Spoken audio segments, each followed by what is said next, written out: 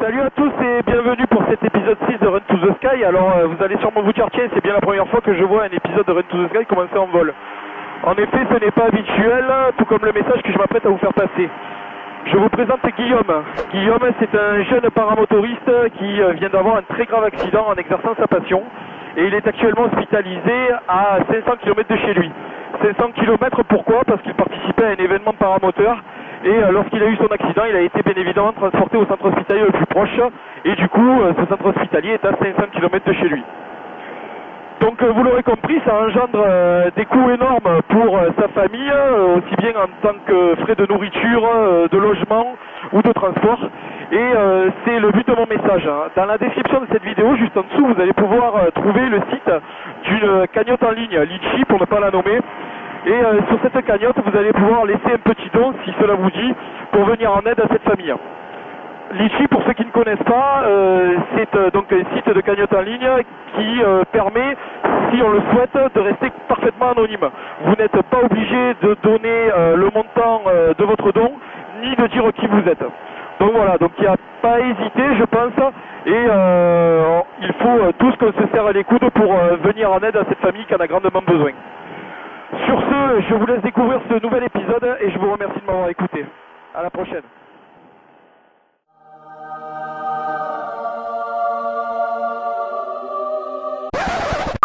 Ça y est, je l'ai, ma caméra suiveuse, depuis le temps que je l'attendais. Souvenez-vous, dans le vlog 1, je vous avais dit que j'aimerais vous fournir un autre support de prise de vue. Et donc, du coup, je vous avais parlé d'une caméra suiveuse. Eh bien, la voilà, c'est ça. Je suis d'autant plus content que j'ai bien galéré pour l'acquérir, puisque un coup, j'avais pas le budget, un coup, c'était elle qui n'était pas disponible à la vente. Donc, autant vous dire que quand je l'ai eu entrer les mains hier, j'étais un peu comme ça. Alors vous allez me dire, une chasecam c'est bien mignon, mais ça sert à quoi? Eh bien la chasecam, ça sert à faire des images comme ça, et comme ça. Alors bien sûr sur le marché, il n'y a évidemment pas que ce modèle-là, hein. Il y a même des plans sur internet pour les fabriquer soi-même, les caméras suiveuses. Mais moi j'ai choisi ce modèle-là tout simplement parce qu'il était prêt à monter et que je suis feignant.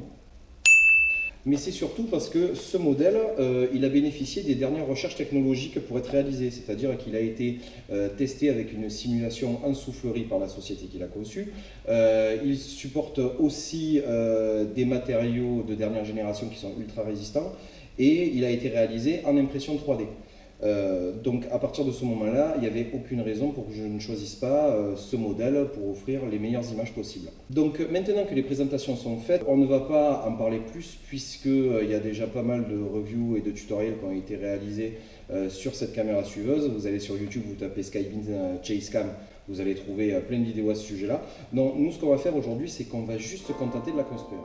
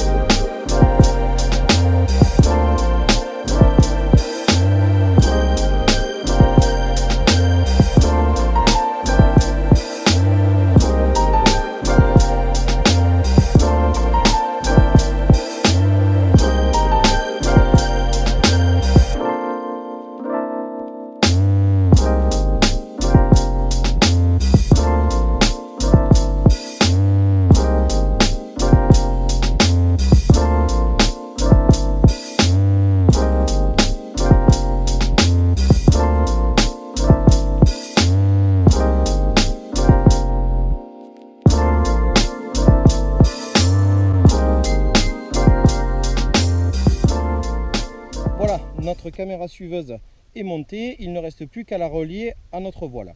La relier oui, mais pas n'importe comment. En effet, Skybeam préconise de l'accrocher à l'arrière de l'aile sur la dernière rangée de suspente. Moi, j'ai 4 rangées de suspente, c'est-à-dire que les dernières suspentes chez moi, ce sont les D. Je suis obligé donc de l'accrocher sur les D, comme ici. Cependant, si votre voile n'a bien sûr que 3 rangs de suspente, qu'elle s'arrête à C, évidemment, vous les accrochez sur les C. L'essentiel, ce qu'il faut retenir, c'est que ce soit accroché sur le dernier rang de suspente. Ça, c'est une obligation. Par contre, ce qui vous est laissé au choix, c'est de l'accrocher n'importe où sur ce rang de suspente. Si ça vous chante de l'accrocher en bout de plume, au milieu ou au centre de votre voile, vous faites strictement ce que vous voulez. Donc une fois que votre caméra suiveuse est reliée à votre aile, il y a deux modes de décollage. Le premier, c'est avec assistance, c'est-à-dire que vous avez un camarade qui est là présent avec vous, prêt à vous filer un coup de main. Au moment où vous décollez votre voile, celui-ci tient la caméra suiveuse par l'arrière. Vous courez, il court, il vous accompagne. Au moment où vous avez décollé, il lâche la caméra suiveuse et elle part dans de très bonnes conditions. Ou alors vous avez le mode où vous êtes seul, comme moi aujourd'hui, et ça s'appelle le rocket launch, c'est-à-dire que la caméra suiveuse est posée nez vers le haut, comme une fusée, d'où le nom. Le serpentin d'élastique est posé au sol, et lorsque vous décollez votre voile et qu'elle vient au-dessus de votre tête, ce serpentin se déroule et la caméra suiveuse suit. Vous n'avez plus qu'à décoller et le tour est joué.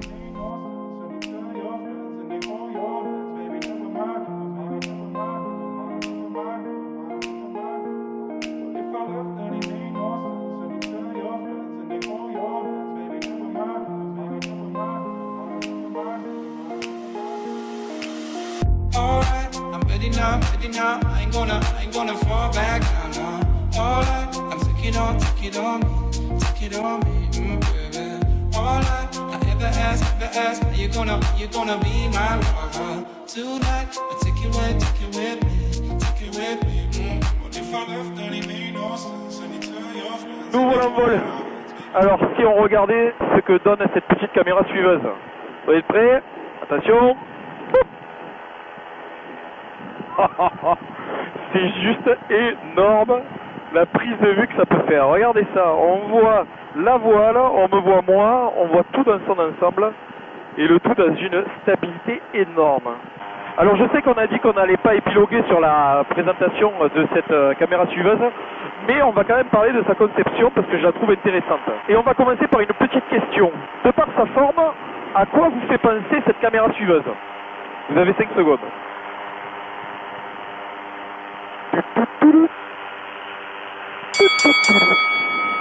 À un volant de badminton, tout à fait. Et ce n'est pas si étrange que ça, puisque si vous prenez un volant de badminton que vous tapez avec une raquette, évidemment il monte très vite, vous venez de taper dedans, mais quand il retombe, il est freiné. Et il est freiné pourquoi? Parce que son profil le freine. C'est-à-dire que la corolle qui est derrière génère un profil qui freine le volant. Eh bien c'est exactement la même chose avec cette caméra suiveuse. Elle est freinée par son profil. Et c'est tant mieux, parce que si elle venait à créer de la portance, elle se mettrait à voler et de ce fait, elle serait instable.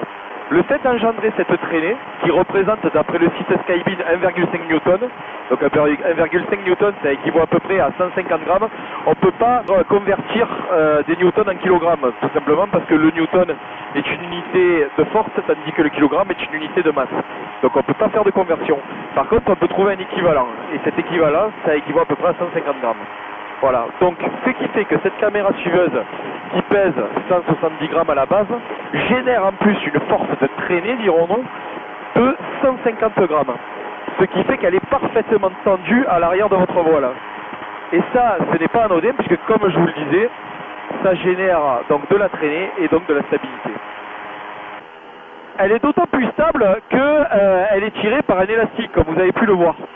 Et cet élastique qui mesure 5,80 m à peu près, puisque vous pouvez défaire un nœud qui vous rallonge ou au contraire rajouter du nœud qui va vous rapprocher votre angle de caméra. Cet élastique a un pouvoir d'élasticité de 13%. Et ça permet de limiter les à-coups. En effet, si votre caméra suiveuse avait une ficelle à la place de l'élastique, à chaque fois que vous feriez une manœuvre, cette manœuvre-là tirerait d'un coup la caméra et votre image serait saccadée.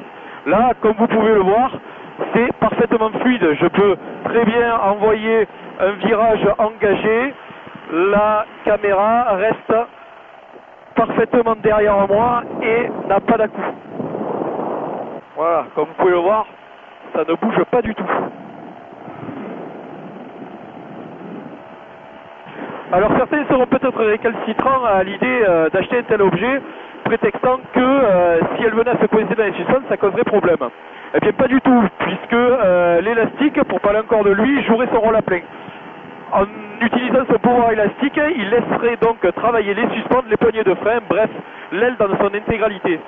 Pour vous le prouver, je vous invite à aller sur le site de Skybin, où vous allez pouvoir trouver la vidéo d'un pilote de parapente qui se retrouve avec ce genre de problème. La caméra suiveuse vient se coincer dans ses suspentes et vous allez pouvoir remarquer qu'il n'y a aucun problème pour continuer le vol. Allez, on va monter, on va la taquiner un peu. Je sais pas si vous voyez, il y a un pilote de motocross en dessous. Olé!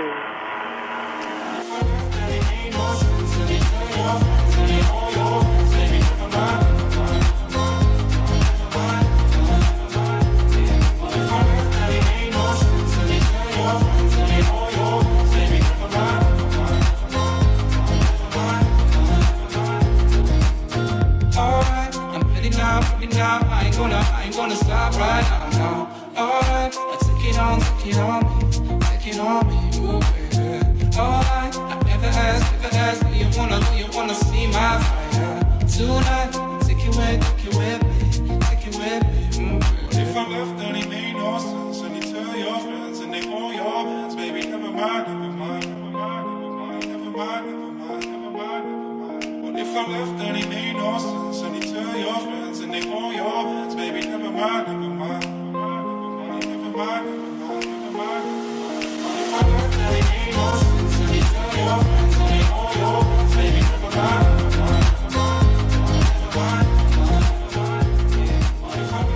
Voilà tout ce qu'on pouvait dire pour cette caméra suiveuse. De toute façon, ce n'est pas la peine d'en parler longtemps puisque je pense qu'elle se justifie d'elle-même vu la qualité d'image qu'elle propose. Son prix, 126 € sur le site de Skybeam avec livraison gratuite, livré sous une semaine environ et emballé correctement. En tout cas, moi je n'ai pas eu de casse. Voilà, il ne reste plus qu'à franchir le pas. Moi je l'ai franchi et je ne le regrette absolument pas. Alors il m'a semblé remarquer la dernière fois que vous avez aimé la manière dont j'ai conclu le vlog 2. Eh bien on va se le refaire sous un angle de vue différent.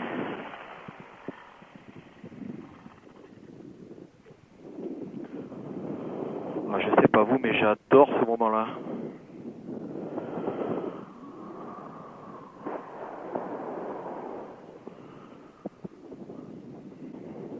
Ce petit vol plané conclut parfaitement cet épisode 7 de Run to the Sky.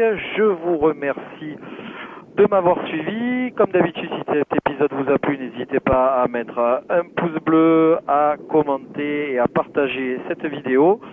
N'hésitez pas non plus à vous abonner. Au passage, vous êtes de plus en plus nombreux à vous abonner à la chaîne et c'est tout simplement génial. Merci de votre fidélité et de votre soutien. Ça me pousse à continuer. Moi, je vous dis à la prochaine pour un 8e épisode de Run to the Sky ou un vlog numéro 3. Je sais pas, on verra bien. Mais d'ici là, n'oubliez pas, volez et vous saurez pourquoi les oiseaux chantent. Ciao, ciao!